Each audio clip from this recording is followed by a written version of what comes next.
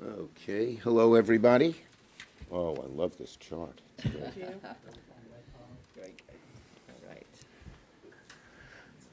Good morning or good afternoon, everybody. Thank you for coming, and I'm proud to be joined by my colleagues. And I'm also want to give special compliments to our chart maker. Now look at the little touches on this chart. First, have you ever seen such beautiful exclamation points?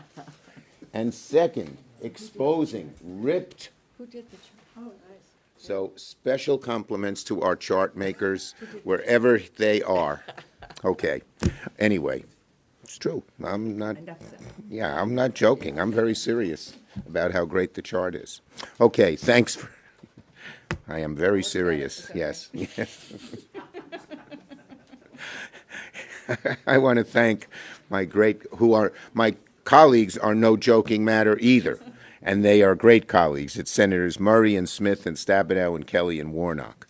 Now, why are we here? We're here today to talk about the very real dangers of Project 2025, the agenda Donald Trump's second administration would adopt, should, God forbid, he return to office. For all the chaos and disaster of the first Trump presidency, it pales in comparison to the harmful ways a second Trump presidency would impact our country.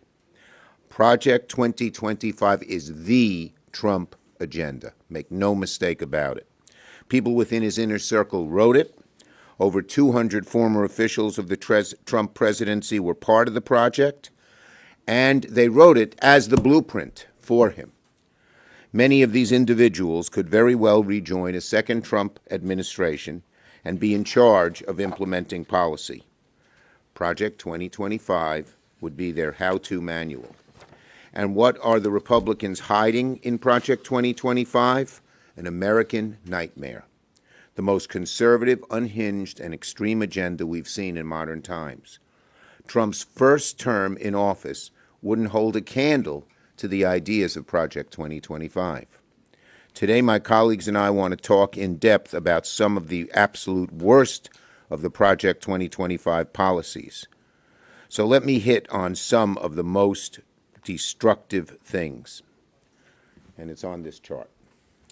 First, on education. Yeah, it would abolish the Department of Education and eliminate Head Start. 2.9 million children have Head Start. And Republicans claim they care about families, but eliminating Head Start means Republicans want to kill a program that everything shows makes it far more likely that low-income kids graduate high school, attend college, earn more money, lead healthier lives. They want to kill it, eliminate it. That's right in their proposal. And these are, there's so many bad proposals. We've just picked out a few. Healthcare Project 2025 would send the cost of healthcare and prescription drugs soaring. They repeal the $35 insulin cap. $35 insulin cap is one of the most important and popular things we've done. We hear about it everywhere we go. You can be in a blue state, a red state, a purple state. Everyone is so happy that insulin's afforded, they want to eliminate it. Women's health care. Project 2025 would intensify the GOP war on reproductive freedom by laying the groundwork for a national abortion ban. And it also pushes states to monitor women's pregnancies. Women of America hear that. They're thinking of monitoring women's pregnancies. They want the states to do that. Housing affordability. Finally, Project 2025 would make it harder for Americans to own a home. They would privatize Fannie and Freddie. That's going to make mortgage rates go up. It causes dramatic spikes in mortgage rates, makes it much harder to buy a home. So, folks, this is sinister stuff. The vast majority of Americans oppose them, yet it's precisely what the hard right is promising the American people if Donald Trump returns to office. Now, each of my colleagues will elaborate on some of these, and I want to first call on Senator Murray to talk about health care. Education. Sorry. Got it. Okay. All right. Well, thank you. I have a stark warning for parents about what a second Donald Trump administration would mean for our families. Trump has said clearly and publicly he wants to slash education funding in half. In half. That sounds unthinkable, right? Impossible, right? But this isn't just Trump bluster. Project 2025 shows this is something that Republicans are seriously planning for, and their plans would have serious consequences. Project 2025 calls for ending Head Start. That is a program that has given millions of parents a start in early childhood education. It calls for choking off funding for schools in our low-income areas, including many in our rural communities. It calls for taking student lunches away from some students. This is really wildly out of touch with families and out of touch with reality. Do Republicans think rural communities need fewer teachers and public schools? Do Republicans think we should have less support for students with special needs? Do they think any parent wants to lose Head Start? Do they think any student wants to go to school hungry? Because that is what Project 2025 means, and that is what Trump is promising. Another promise, and this is direct from Donald Trump himself, he is going to cut off funding to schools with vaccine requirements. That should raise so many alarms and so many questions. Why does Trump want a measles outbreak? Why does he want to bring back polio? Do we seriously think we came through a COVID pandemic only for Trump to think, how can we make it worse next time? I mean, does he even understand what he's talking about? Every single state in this country has basic school vaccine requirements. I will tell you, as a former preschool teacher, I have to say that I think a preschool student could have written a better education agenda. Seriously, though, it is unimaginable to me that we would cut our school funding in half, or fire teachers, or leave kids in the dust, and tell our parents and students and teachers and schools across the country, sorry, you're on your own. Our public schools are the backbone of our country's strength, and it is the foundation of our future. Fighting for that future, fighting for our kids is what drove this mom in tennis shoes into politics. And it still drives me today. So I will keep speaking out loudly about how Donald Trump and Project 2025 would put our kids' future in jeopardy. Senator Stabenow, women's health. Yes, thank you so much. Well, first, let me say Republicans and Donald Trump obviously have made this very clear. And we're all today with Senator Schumer, with all of us, going through the areas that they would disinvest for families, take away quality of life, take away services. The backdrop of that is the fact that he's going to do another huge tax cut for billionaires and corporations. $2 trillion before, says he wants to do it again, while we're talking about priorities that American families care about. So let me talk about health care. They want to send the cost of health care and prescription drugs soaring again and rip healthcare literally away from tens of millions of Americans. Their agenda will increase prescription drug costs because they want to repeal everything we're doing. Not only the $35 cap per month on insulin, but as of the beginning of the year, there's a $2,000 total out-of-pocket cost for, there's a cap for anyone on Medicare, $2,000 a year. So if you've got cancer treatments for $10,000 a month, or you've got a multitude of other medicines, your total out-of-pocket cost will be capped at $2,000 a year. Donald Trump and his supporters want to end that. We also know, and by the way, over 4 million seniors get the $35 insulin cap, and we know that even more will get the total cap. And the administration just rolled out the new negotiated prices for the top 10 drugs under Medicare, cutting by 40% up to 80% the cost. And they want to stop that as well. They will hike healthcare premiums by ending the ACA tax credits. They want to end the requirements that people with pre-existing conditions are covered, which is a majority of people in this country. And they want to stop maternity care coverage as a required benefit, something I fought very hard for and led in the Finance Committee. Maternity care coverage. They want to take away the requirement to cover having babies and women on maternity care. They also want to expand junk plans that cost a lot and don't cover anything. They want to rip the children's health insurance program away from children. So here's the thing. We are working as Democrats with Vice President Harris to build on the progress that we have already made to cut costs and to make sure Americans get the care they need. The contrast could not be clearer on who's on the side of the American people and who is on the side of the wealthy corporations and billionaires of this country.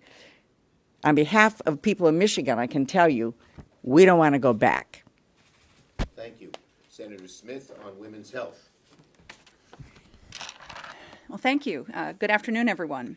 So Project 2025 is a plan to give Donald Trump, should he become president again, unchecked power. And I want to just take a moment to talk about what that means for women's health care and for women in this country. At the debate this week, Donald Trump refused to commit that he would veto a national abortion ban. And he also said, oh, that will never happen. But American women know that he can't be trusted to respect women's right to make their own decisions about their own bodies and their own lives. And Project 2025 is a roadmap for how he would get there.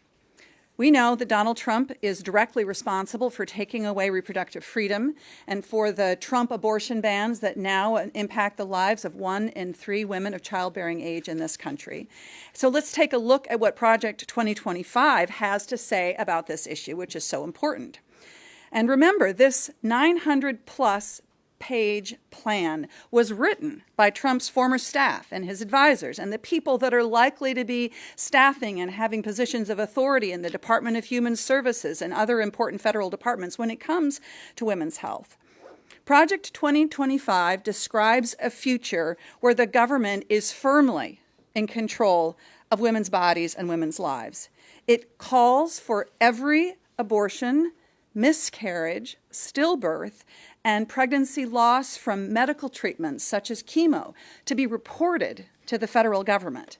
I mean, this is pregnancy monitoring designed to turn the federal government into the pregnancy police. And this isn't just creepy, it's dangerous. I mean, think about the impact that this would have on women who are making decisions about the health care that they're seeking out and thinking to themselves, like, if I go and I seek out this health care, who is this going to be reported to? What does that mean about what people will know about my private personal decisions? So instead of keeping politicians and judges out of the doctor's offices, these folks want to do exactly the opposite. Project 2025 lays out specifically how a second Trump administration would misuse this old antiquated law called the Comstock Act to ban medication abortion and potentially all abortions without a single act of Congress. And if you wonder whether this is true or not, Jonathan Mitchell, who is one of the architects of Project 2025, was really clear. He said, we don't even need a federal ban when we have Comstock on the books. That's what their plan is. They intend to give a future President Trump unchecked power to control women's bodies. Donald Trump and his extremist Republicans that are behind Project 2025, they can try to run away from these incredibly unpopular ideas and platforms, but American women and the American people will not be conned. Thank you, Tina. Okay, now we have Senator Kelly on veterans, a veteran himself. So it gets worse, folks, on health care specifically. So one of our country's most sacred promises is to care for our service members when they get home, when they return from overseas especially, and returning from combat. In Arizona, we've got about 500,000 veterans. As a veteran myself, this could not be more important to me. And Project 2025 to veterans is offensive. Veterans deserve the very best care that our country can provide. It's that simple. But right now, Project 2025, it threatens to dismantle the VA healthcare system. Does a number of things. I'm going to go through about 4 of them here. So first, it disenrolls potentially millions of veterans from VA healthcare. I don't know how many veterans we might even have in this room, but you could potentially be removed from your health care through the VA. It also outsources medical examinations, and it automates claim reviews and decisions. So veterans will wind up having to talk to a chatbot instead of talking to a trained VA employee. It also cuts benefits for current disabled veterans. So it's going to take money out of their pockets. And it's going to roll back the rating scale so that disabled veterans of future wars will receive fewer benefits, or in a lot of cases, they're not going to receive any benefits. It also creates a panel to downsize or close VA hospitals, while also requiring that the providers that are left, that still exist, increase the number of patients that they're going to have to see. And what does that lead to? Leads to worse care for our veterans. So let's be clear. This plan is nothing more than a path to full privatization of VA healthcare. And it takes away benefits from our veterans. It's all put on their backs. Now, I've spoken to veterans across Arizona. We have a lot of them, and they are really worried about losing the access that they currently have to their doctors. And they realize that if this gets passed, that they're going to have to fight even harder now to get the care and the benefits that they've earned through their service. Gutting and outsourcing the VA is not the solution.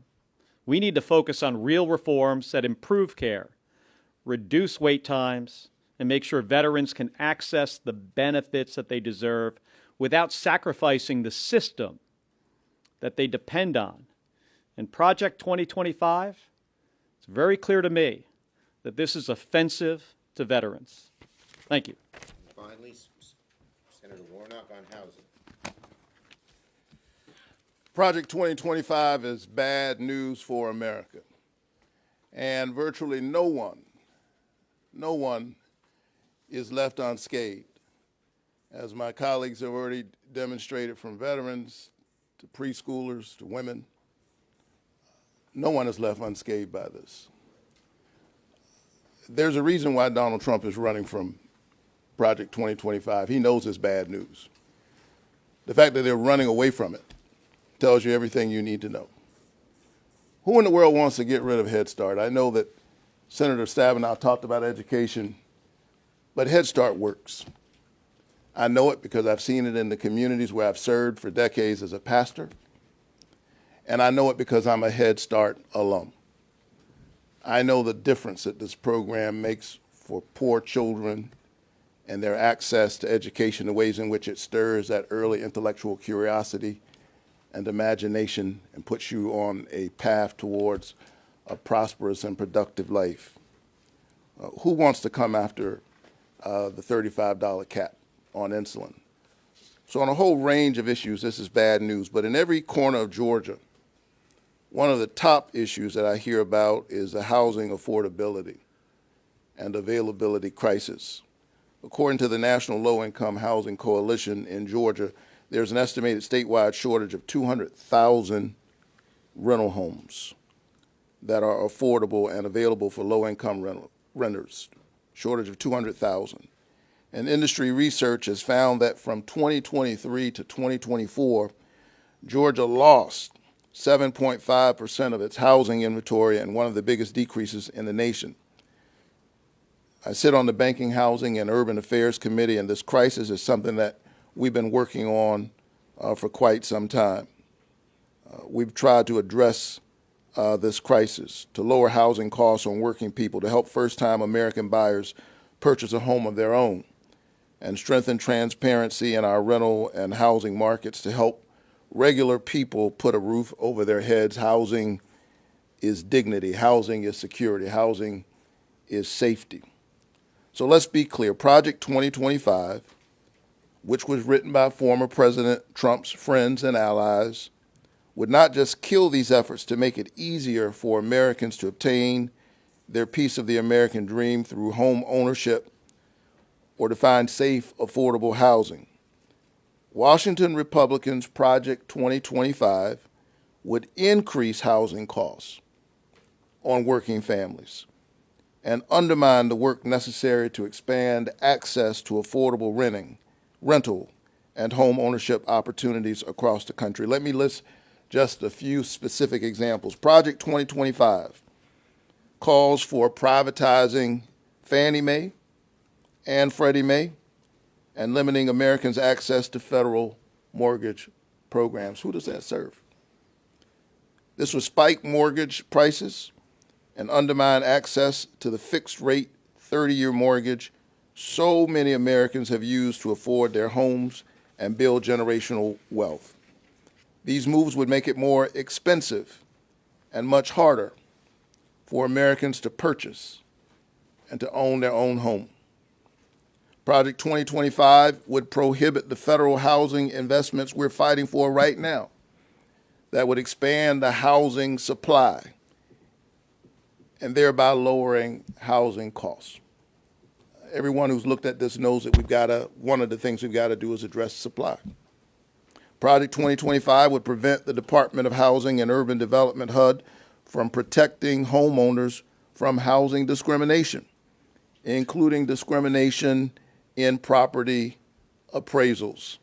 And I know that I don't have to remind this group of journalists that have been reporting on this issue of the ways in which in recent years black homeowners and consumers of color are economically disadvantaged by bigoted practices in our housing markets in general and the appraisal system in particular.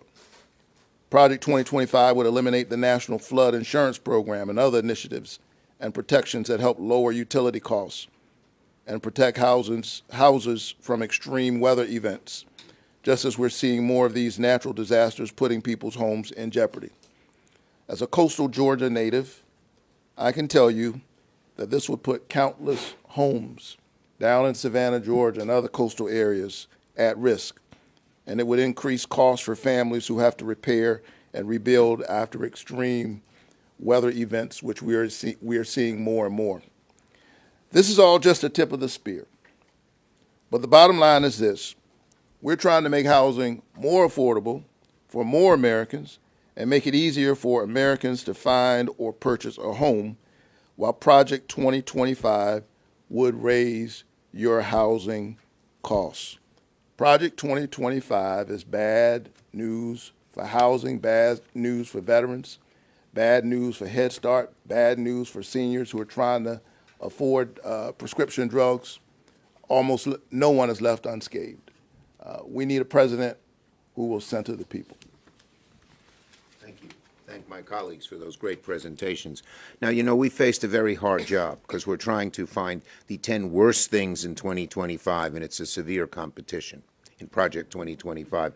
Next week, we'll be doing another 5, but let me just say what they are specifically. Eliminating Head Start and abolishing Education 1. 2, repealing the insulin cap, the $35 insulin cap. 3, paving way for a national abortion ban and monitoring women's pregnancies. 4, eliminating Fannie and Freddie, dramatically raising prices. 5, total VA privatization. Hundreds of VA facilities could close. You'll hear 5 more next week, and at that point we will sum up the 10 worst. Questions? Yes. Let's first do questions on this subject, and then I'll get to you. Okay? Donald Trump continues to try to distance himself from Project 2025. One way is by proposing that he wants to make IVF free for families. Does the Senate plan on putting that theory to test by bringing legislation back to the floor? Stay tuned. Yes. So going off of that, the former president has indicated that he would likely not sign a national abortion ban. What do you make of this and contrasting that with all? Look at everything he said over the years. Look at everything he said over the years, proudly bragging that he put the people on the Supreme Court who repealed Roe v. Wade. No one believes him. Everyone knows what he's going to do. Yes. Thank you, Senator Schumer. You all spent the last 5 to 6 weeks back home in your districts. Is this message penetrating with your constituents? Yes. Do you feel like it's resonating? It is utterly amazed. I was pleasantly amazed when we saw the polling data that over 65% of Americans had heard of Project 2025, and 3/4 of those knows it's very bad. It's amazing. It's really hit home. And that's why it came up in the debate, and that's why Trump was so defensive about it in the debate. Yes. Trump called parts of this plan abysmal and he disavowed it.